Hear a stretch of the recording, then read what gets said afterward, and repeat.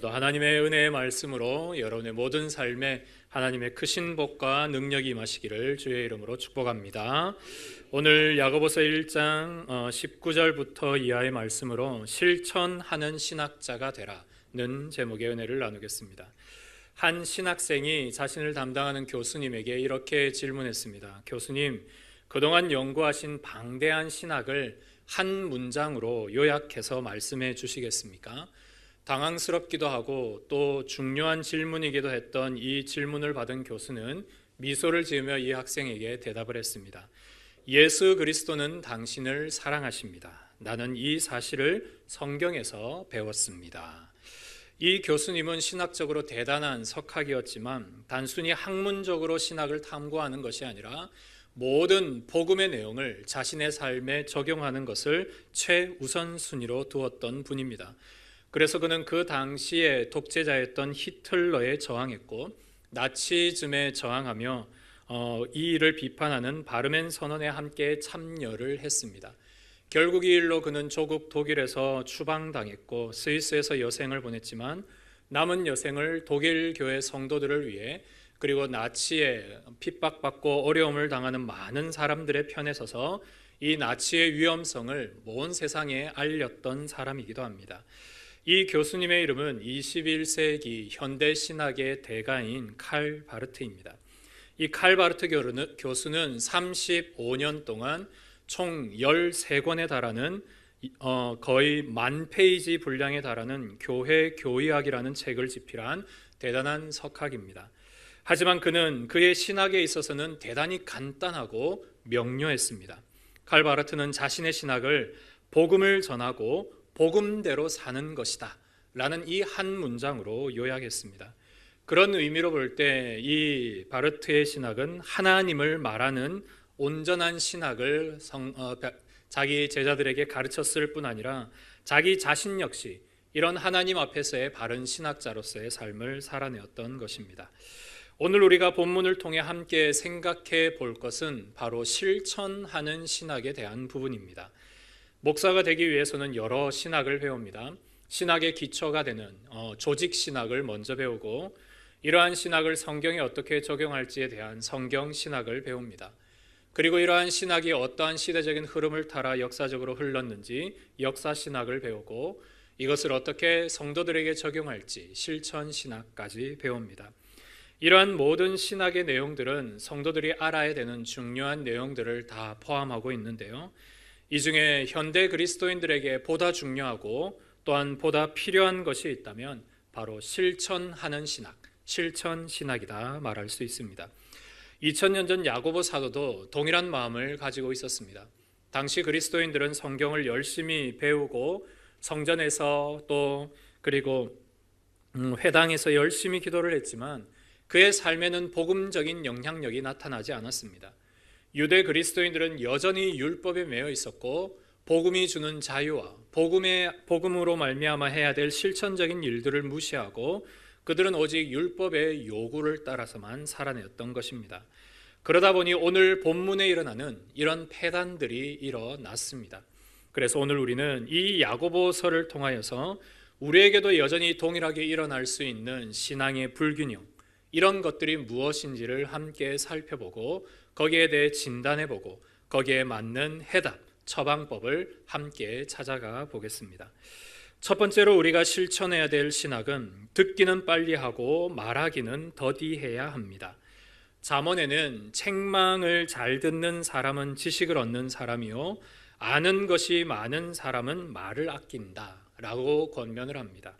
즉 하나님의 책망이나 부모의 책망과 선생님의 책망을 잘 듣는 자, 그 사람이 지식이 있는 자며 그리고 아는 것이 많을수록 말을 많이 하는 것이 아니라 오히려 말을 줄인다라고 말합니다. 이 소설 삼국지에 보면 조조의 신하 중에 양수라는 인물이 나옵니다. 이 양수는 대단히 학식이 높고 지혜가 뛰어나서 자기가 섬기는 주군인 조조의 마음을 아주 꿰뚫어 아는 신하였습니다. 그래서 조조가 한마디만 해도 그게 무슨 뜻인지 다른 신하들과 다른 백성들에게 다 풀어서 이야기해 줄 정도로 그 마음의 뜻도 관찰하고 있었고 지혜롭게 모든 일들을 하던 그런 인물이었습니다. 하지만 문제는 그의 입이 경솔했던 데에 있습니다. 자기 주군의 뜻을 다른 사람들에게 그냥 경솔하게 다 발설해버리고 심지어는 조조 이후에 조조의 아들들의 그러한 패권 다툼 가운데 깊이 관여하는 일들까지 그가 저지르게 된 것입니다.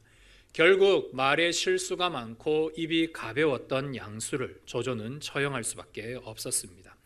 이런 에피소드들이 우리 주변의 소설의 이야기들 또 주변의 이야기들로 많이 주어집니다.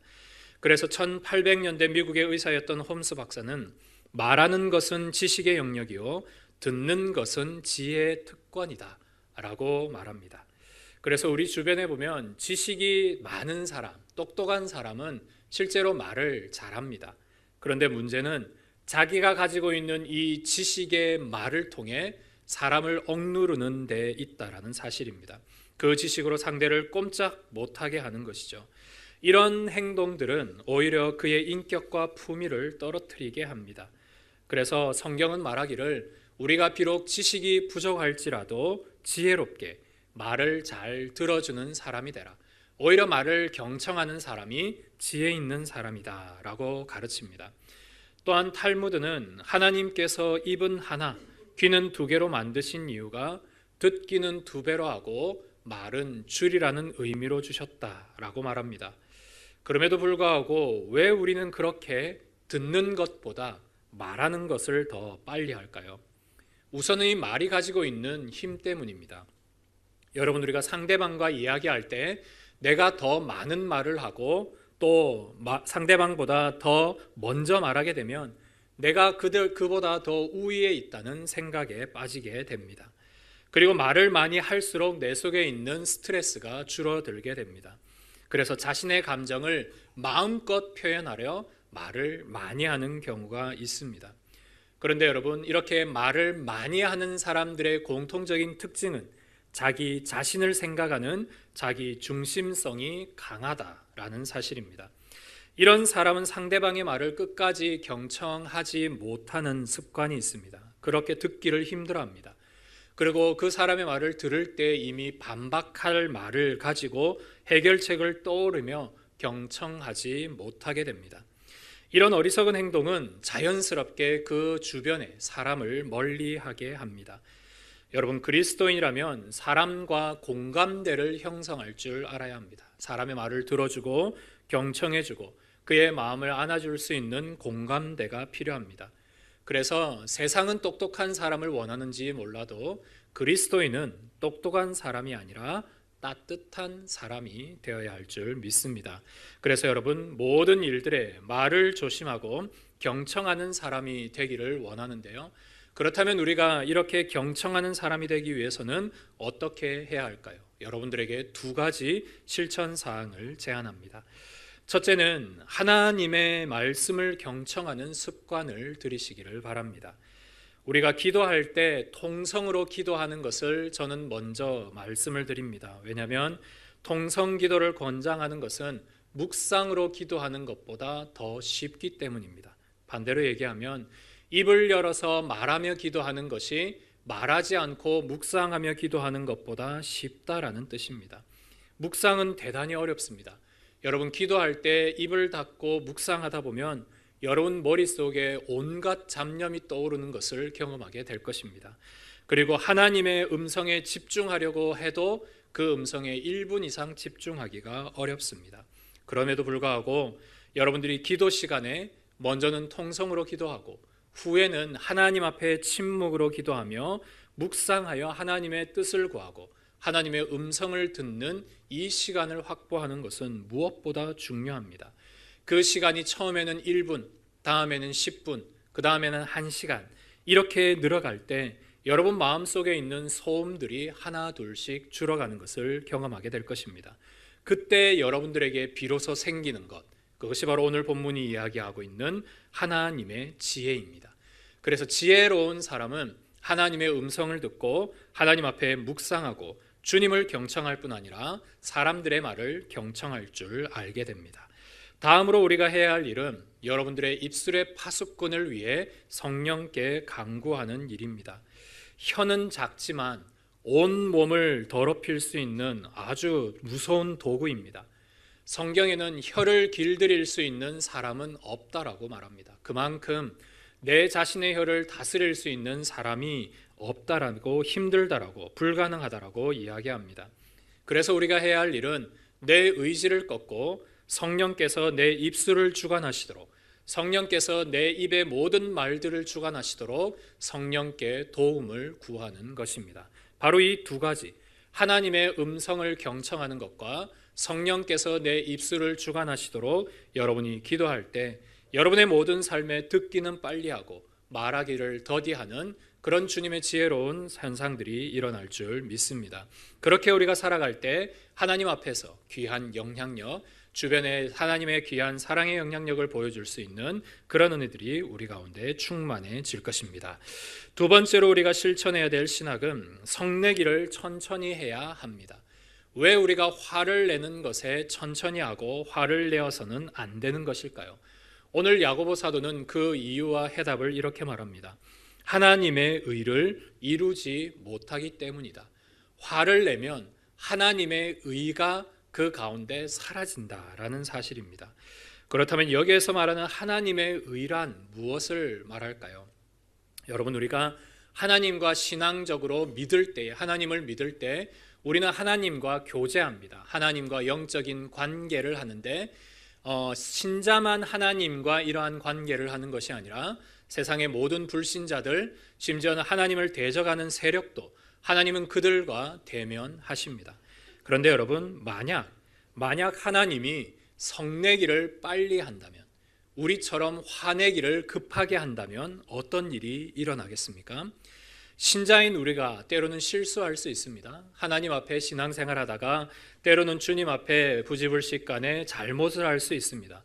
그때마다 하나님이 화를 낸다면 어떨까요? 우리의 삶은 하나님 앞에 주눅이 들 수밖에 없습니다.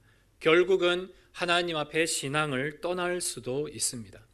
불신의 세상은 더합니다. 마치 소돔과 고모라처럼 하나님의 말씀을 듣지 않으면 즉각 하나님의 심판이 하늘에서 떨어질 것입니다. 그런데 여러분, 성경은 그런 하나님을 단 1절도 표현하지 않습니다. 하나님은 선하시고 노하기를 더디하시며 인애가 풍성하시고 참으시되 끝까지 참으시는 분이시다라고 그렇게 말합니다. 그리고 그분의 성품을 따라 우리가 지음받아 우리는 하나님의 선한 속성을 가지고 이 땅에 창조된 존재들입니다. 그러므로 오늘 우리가 하나님의 의를 이룬다는 것이 무엇입니까? 그것은 우리 안에 주어진 선함, 우리 안에 주어진 하나님의 은혜, 사랑과 지혜와 자비와 긍휼함, 이런 것들이 우리 안에 그대로 드러나도록 화를 줄이고 화를 내지 않는 것이 하나님의 의를 이루는 것이다 라고 그렇게 말합니다. 때로는 우리 안에 있는 조급함이나 충동, 그리고 나의 뜻을 관철하려고 하는 이 분노가 결국은 이웃과의 관계를 파괴시키고 하나님과의 관계도 멀어지게 합니다. 그러므로 오늘 여러분들은 화를 다스릴 줄 알아야 합니다. 그리고 분노하는 일에 우리가 절제할 줄 알아야 합니다. 그렇다면 오늘 우리는 어떻게 이 분노를 다스릴 수 있을까요? 치밀어 오르는 이 급박한 화를 어떻게 하면 다스릴 수 있겠습니까? 두 가지의 방법이 있습니다. 일반적인 하나의 방법은 미국의 작가이자 변호사인 로빈슨이라는 분이 이야기한 5초의 법칙을 적용해 보는 것입니다. 5초의 법칙. 화가 날 때 즉시 화를 내는 것이 아니라 자기의 생각과 모든 말을 즉시 멈추고 5초 동안 기다리는 것입니다. 그 5초의 기다림에 자기의 모든 감정 대신 이성적인 사고가 개입하는 그런 시간이 확보가 된다라고 합니다. 그래서 화가 나는 순간 즉시 말을 멈추고 우리 10분 뒤에 아니면 1시간 뒤에 아니면 다음에 이야기하자고 정중하게 대화를 중단하는 것, 이것은 대단히 지혜로운 행동이라 할 수 있습니다. 이런 일반적인 방법과 함께 여러분들에게 또 한 가지 방법을 드리자면 성경에서 말하는 방법입니다. 바로 지난 추수 감사절에 나눴던 말씀과 같이 성령의 열매를 구하고 계속 떠올리고 맺어가는 일입니다. 사랑과 희락과 화평과 오래 참음과 자비와 양성과 충성과 온유와 절제, 이 모든 일이 언제 이루어지느냐? 화를 멈추는 순간 여러분에게 생겨나는 열매입니다. 화를 멈추면 사랑의 열매가 생기고, 화를 절제할 때 절제의 열매가 생기며, 화를 참을 때 인내의 열매가 생기고, 화를 참아 그와 함께 교제하며 그에게 바른 말을 할 때 양성과 온유함의 역사들이 일어나게 됩니다. 그러므로 여러분의 모든 삶에 화를 누그러뜨리고 화를 참을 때에 여러분 안에서 성령께서는 이러한 열매들을 맺어가는 은혜가 있게 됩니다. 분노는 마귀의 아궁이다 라는 말이 있습니다. 분노는 마귀의 아궁이다. 우리가 분노하는 순간 우리의 입에 마귀의 아궁이가 열려지는 그런 일이 일어납니다. 즉 화를 낼 때 온갖 죄악이 우리의 입을 통해 마귀가 발설하듯이 막 토해져 다 튀어져 나오는 것이죠. 그때 이제 우리가 해야 할 일은 말씀드린 5초의 법칙, 내가 잠깐 멈추고 하나님 앞에 생각하고 또 이 일에 지혜롭게 행동하는 것, 그리고 내가 오늘도 성령의 열매를 맺고 있는지를 항상 주의 깊게 돌아보아 여러분 안에 성령이 내주하고 계심을 믿으며 성령이 맺으실 그 열매를 사모하고 항상 분을 참고 선한 그리스도인으로 살아가는 은혜가 있기를 소망합니다. 세 번째로 우리가 실천해야 될 신학은 말씀을 듣기만 하여 자신을 속이지 않아야 한다라는 것입니다. 오늘 본문 23절에는 누구든지 말씀을 듣고 행하지 않는 자는 거울로 자신의 생긴 얼굴을 보는 것과 같다. 거울로 자기 얼굴을 보는 것과 같다. 이게 무슨 말입니까? 여러분, 우리가 외출할 때 문 앞에 거울이 있습니다. 잠깐 외출할 때 나갈 때 내가 좀 어떤가 잠시 보고 괜찮네 하면 우리는 통과하고 그 밖을 나가게 됩니다. 즉 거울의 용도는 이 정도면 괜찮구나 라는 것을 확인하는 용도로 자기 위안을 삼음으로 이 거울을 보게 됩니다. 마찬가지로 우리가 말씀을 듣기만 하는 사람은 어떤 사람인가? 내 이 정도의 신앙이면 괜찮네 라고 말하는 그런 신자의 삶을 말합니다. 즉 자신을 합리화하는 사람, 거울을 잠깐 보고 나가는 것처럼 내가 이 정도면 괜찮네 라고 자신을 합리화해 버리는 것이 바로 오늘 본문이 이야기하고 있는 말입니다. 그래서 거울을 보면 분명히 뭐가 잘못되어 있는지가 보이게 되는데 그걸 의도적으로 보지 않는 것이죠. 그래서 오늘 본문은 그것이 바로 자신을 스스로 속이는 것이다 라고 그렇게 표현합니다.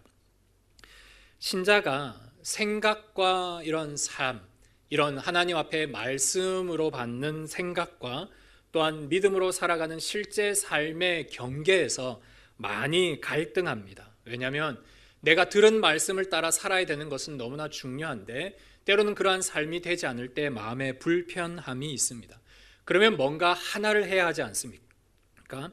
내 생각을 바꿀 것인가? 아니면 이 들은 말씀을 통하여 행동을 바꿀 것인가? 그런데 많은 경우는 말씀을 통해 행동을 바꾸기보다 내가 이미 가지고 있었던 생각을 바꿈으로 여러분들이 들었던 말씀을 합리화해 버립니다. 예를 들면 이런 것입니다. 오늘 설교 말씀은 나에게 적용하기가 너무 어려워. 나는 지금도 여전히 잘 살고 있고 나의 구원에는 크게 지장이 없어. 그러니 오늘 이 말씀을 듣고 내가 꼭 바꾸지 않아도 나의 신앙에는 전혀 지장되지 않아 라고 스스로를 방어해 버리는 것이죠. 오늘 본문에서는 우리가 들은 말씀을 따라 행동하는 믿음을 이야기하고 있는데 우리는 이 말씀을 듣고 내 상황과 형편과 여러 가지 어려움들을 이야기하며 스스로를 방어해 버립니다. 행동을 바꾸는 것이 아니라 생각을 바꾸어 버리는 것입니다. 그래서 에베소서 4장에서 바울은 우리가 다 하나님의 아들을 믿는 것과 아는 일에 하나가 되어 온전한 사람을 이루어 그리스도의 장성한 분량이 충만한 데까지 이르라 라고 권면합니다. 많은 경우 우리가 때로는 오해하는 것이 하나 있습니다. 예수님을 내가 이만큼 성경 공부 열심히 하고 성경을 많이 읽어서 알고 있는 것이 곧 나의 믿음이다 라고 이렇게 오해하는 경우가 있습니다. 그런데 그것이 아니다 라는 것을 보여주는 아주 좋은 예가 있습니다. 그들은 바로 예수님의 제자들입니다. 예수님의 제자들은 3년 동안 예수님과 동거동락하며 예수님의 모든 말씀을 다 가르치고 배웠습니다. 어쩌면 지금 우리가 아는 것보다 예수님을 가장 많이 알고 가장 정확히 알고 가장 피부적으로 직접적으로 알았던 사람이 바로 이들입니다. 그런데 3년 동안 이들이 예수님을 믿노라 고백하고 주는 그리스도시요 살아계신 하나님의 아들이십니다 라고 그렇게 믿음으로 고백했었지만 그들의 믿음은 십자가 아래에서 산산조각이 났습니다. 즉, 이 말은 조금 과장되이 표현하면 3년 동안의 12명의 제자들의 믿음은 진짜가 아니었다라는 것입니다. 제대로 된 믿음이 아니었던 것이죠. 정확한 믿음이요, 바른 믿음이요, 제대로 된 믿음이었다면 그들은 십자가 아래에서도 그 이후에서도 더욱더 믿음이 성장해 갔을 것입니다. 하지만 그렇지 않았습니다. 그럼에도 하나님께서 그들에게 은혜를 주셔서 믿음의 전환점을 일어나게 합니다. 그것이 바로 성령 강림의 역사입니다. 그들의 내면 속에 주의 성령께서 임하고 성령께서 그들이 지금까지 잘못 알고 있었던 지식의 일들을 믿음의 삶으로 연결시켜 주는 순간 그들의 삶이 어떻게 변화되었습니까? 땅끝까지 이르러 증인의 삶으로 변화되었지 않습니까? 이것이 바로 아는 지식에서 행동하는 실천하는 믿음으로 바뀌어졌던 그 모든 제자들의 삶입니다. 그렇게 자기들의 삶이 변화되었을 때 비로소 그들이 믿음 있는 그리스도인, 믿음 있는 제자, 믿음 있는 사도들이 될 수 있었습니다. 성도 여러분, 그렇다고 해서 성경 공부 등한히 하라는 말씀 절대 아닙니다. 여러분은 모든 일들에 하나님을 배우고 또 많이 배우고 더 많이 열심히 배워야 합니다. 그런데 때론 우리가 배우는 일들이 여러분들에게 영적인 성취감을 줄 수는 있습니다. 그런데 이 만족감과 믿음을 절대 오해하거나 착각해서는 안 된다라는 사실입니다. 그러므로 오늘 여러분들이 가져야 될 중요한 자세가 하나 있습니다.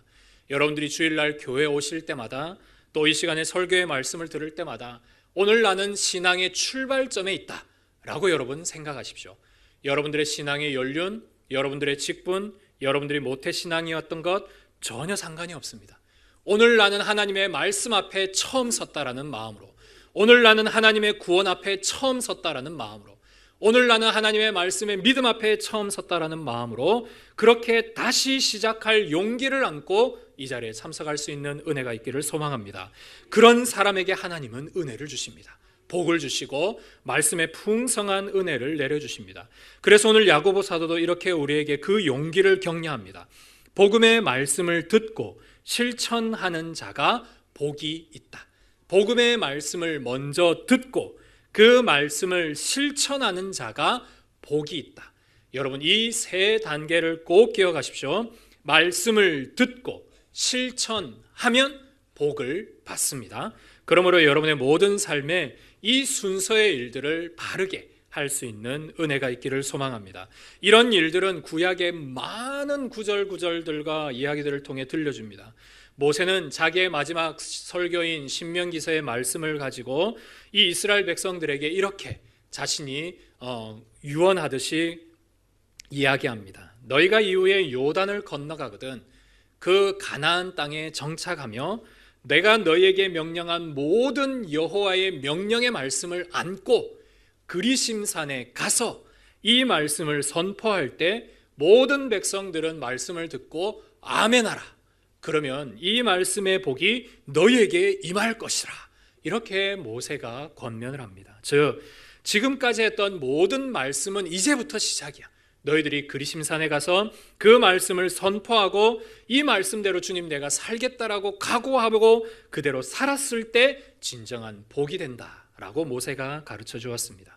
시편 119편 1편에도 행위가 온전하여 여호와의 율법을 행하는 자들은 복이 있다. 다시요. 행위가 온전해서 여호와의 말씀을 따라 행동하는 그 사람이 복이 된다 라고 주님은 말씀합니다. 그러니까 성경의 모든 일들은 첫째, 말씀을 들을 것, 두 번째, 말씀대로 행동할 것, 세 번째, 그러면 하나님이 복을 주신다. 이렇게 연결이 됩니다. 그러므로 여러분의 모든 삶에 하나님은 우리에게 넘치는 은혜를 주시려고 예비된 복을 항상 갖고 계심을 여러분들이 믿으실 때에 예수님의 오심이 양으로 생명을 얻고 더 풍성히 우리에게 주시려는 그런 뜻이 있듯이 아버지께서 우리가 너 말씀 안 지키면 너 복 안 줘? 이렇게 우리에게 말씀하시려고 이런 표현을 쓴 것이 아닙니다. 더 많은 것을 주시려고 우리에게 이런 표현을 썼음을 여러분들이 믿음으로 받아들이시며 이렇게 하나님의 말씀의 뜻을 따라 살아가는 은혜가 있기를 소망합니다.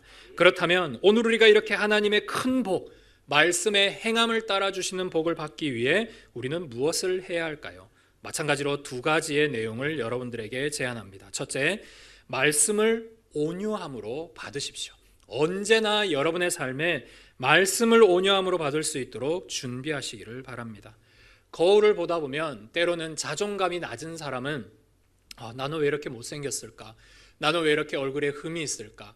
이렇게 거울을 보면서 마음이 대단히 불편해하고 좌절합니다. 반대로 좀 잘생긴 사람은 우쭐해하죠. 괜찮네. 이 정도면 괜찮네 하면서 자기 교만에 빠지게 됩니다. 이거는 세상이 주는 거울의 효과입니다. 그런데 하나님의 말씀의 거울은 여러분의 삶에 완전히 반대로 작용합니다. 약한 자를 강하게 하고 병든 자를 능력 있게 하고 믿음이 부족한 자를 믿음 있게 하는 것이 바로 말씀의 거울입니다. 하나님은 우리가 믿음이 부족할 때 이 말씀의 거울 앞에 자신을 비춰보아 할 수 있다 하시니는 나의 능력주 하나님이시다 라고 그렇게 우리에게 말씀으로 들려주십니다. 때로는 우리 속에 부족함으로 행함이 없는 믿음으로 계속 살아갈 때 그런 마음의 교만함들이 있을 때 때로는 성령께서 말씀으로 우리를 책망해 주십니다. 그러므로 여러분에게 하나님의 말씀이 들려졌을 때 내가 하나님의 말씀의 거울 앞에 섰을 때 우리가 행동할 수 있는 가장 중요한 첫 번째 행동은 변명하지 않는 겁니다. 합리화하지 않는 것입니다. 즉시 주님의 말씀 가운데 무릎을 꿇고 주님, 이게 진짜 저의 모습입니다. 하나님 앞에 때로는 믿음으로 살려고 하지만 실패할 때도 있고 때로는 하나님의 말씀 붙잡고 실천하려고 하지만 때로는 내 속에 교만도 있습니다. 하나님, 이거 주님 앞에 그대로 올려드립니다. 주님, 내 모습 받아주십시오. 이렇게 내 자신을 인정하는 것에서부터 여러분의 신앙이 출발합니다. 진정한 영적인 어른은 자기를 인정하는 것에서 자기의 모든 신앙이 출발합니다. 그러므로 여러분의 모든 부족한 것들을 용납하시는 주님 앞에 여러분, 때로는 우리가 어떻게 내가 하나님 앞에 나아가 라고 생각할 수도 있겠지만 염치불고하고 오직 주님의 은혜를 붙잡는 은혜가 있기를 소망합니다. 하나님 앞에 여러분이 부끄러운 손을 내밀 때 주님은 그 손을 잡아주시고 힘을 내게 해주시고 은혜와 능력을 덧입혀 주실 것입니다. 그 모든 일들이 우리 안에 생겨날 때 비로소 우리의 마음에 갖춰지는 것이 있습니다. 그게 바로 온유함입니다. 온유함. 그 전에는 하나님의 말씀이 없으면 막 분노가 일어나고 화가 치밀고 막 삶이 급하고 이랬는데 하나님의 말씀의 거울 앞에 내 자신이 그대로 드러나고 하나님께서 때로는 힘든 나에게 힘을 주시고 교만한 자를 무너뜨릴 때 내가 하나님 앞에서 비로소 생기는 마음이 바로 온유함입니다. 세상 사람들은 완벽하라 얘기하죠. 지식에 있어서도 능력에 있어서도 네 능력 따라 잘 될 거라고 완벽함을 얘기하지만 성경은 하나님은 여러분들에게 온유함을 이야기합니다. 온유함. 그래서 하나님과 친밀한 관계를 누리고 사람들과 온유함을 통하여서 더욱더 가깝게 다가가기를 원하는 것이 하나님께서 오늘 우리에게 원하시는 뜻입니다. 그러므로 말씀을 온유함으로 받고 여러분의 삶의 모든 성품이 온유함으로 변화될 때 비로소 하나님의 말씀이 여러분의 삶에 이루어질 줄 믿습니다. 두 번째 실천 사항은 듣기만 하지 말고 작은 것부터 실천해 보는 것입니다. 말씀은 여러분 정보가 아닙니다. 말씀은 지식이 아닙니다. 말씀은 명령입니다. 하나님께서 이렇게 하라고 우리에게 당부한 명령의 말씀입니다. 듣고 이해하는 것은 지식의 수준이지만 말씀대로 사는 것은 순종의 일입니다. 하나님은 순종이 제사보다 낫다라고 했습니다. 그래서 오늘 여러분의 삶들 속에 하나님의 들은 말씀을 작은 것 하나부터 실천하는 그런 은혜가 있기를 소망합니다. 오늘 말씀을 들으며 여러분 내면 속에 크고 작은 어떤 각오들이 생겨났는 줄 압니다. 내가 이제부터 이것을 해야겠구나. 내가부터 5초 이거 참는 습관을 길러봐야 되겠구나. 이런 여러분들의 작은 각오들이 생겼을 것입니다. 이 각오를 여러분 가지고 작은 순종함을 통해 작은 열매부터 한번 맺어보시기를 바랍니다. 처음부터 하나님은 여러분들에게 큰 열매 맺으라 하지 않습니다. 작은 것부터 한 달란트 받은 자처럼 한 달란트를 남길 때 다음 2달란트를 주시고 다음은 5달란트를 주시고 그렇게 하시는 것입니다. 그렇게 여러분들이 성령 안에서 열매를 맺어갈 때 성장하는 신앙, 성장하는 믿음을 맛보게 될 것입니다. 말씀을 마무리합니다. 오늘 본문 마지막 구절에는 이렇게 이야기합니다. 참된 경건은 고아와 과부를 돌보고 자기를 지켜 새 속에 물들지 않는 것이다. 여러분, 우리가 지금 당장 밖에 나가서 고아를 돌보고 과부를 돌보는 이런 일들을 당장 하기는 어렵습니다. 그리고 이런 일은 이미 사회복지센터들이 잘하고 있고 또 교회에서 크고 작게 구제하며 봉사하고 있습니다. 그렇다면 오늘 우리가 할 수 있는 가장 최선의 경건은 무엇일까요? 자기를 지켜 새 속에 물들지 않는 이것입니다. 오늘 우리가 3가지의 경건을 배웠습니다. 듣기는 빨리 하고 말하기를 더디할 것, 성내기를 천천히 할 것, 그리고 말씀을 듣기만 하여 자신을 속이지 말 것. 바로 이 3가지의 경건의 내용을 우리가 실천할 때 비로소 우리의 삶에 하나님이 원하시는 주님의 경건한 그리스도인의 삶이 될 줄 믿습니다. 오래도록 아침마당이라는 TV 프로그램을 진행했던 이금희라는 아나운서가 있습니다. 이분이 최근에 쓴 책 공감에 관하여라는 책에 이런 글이 있습니다. 나이가 들수록 지갑은 열고 입은 닫아야 한다. 말을 많이 한다고 기억에 남지 않는다. 그 모임에서 인상적인 단 한마디만 하라. 사람에게 블랙 아이스 취급을 받지 않도록 주의하고 조심하십시오.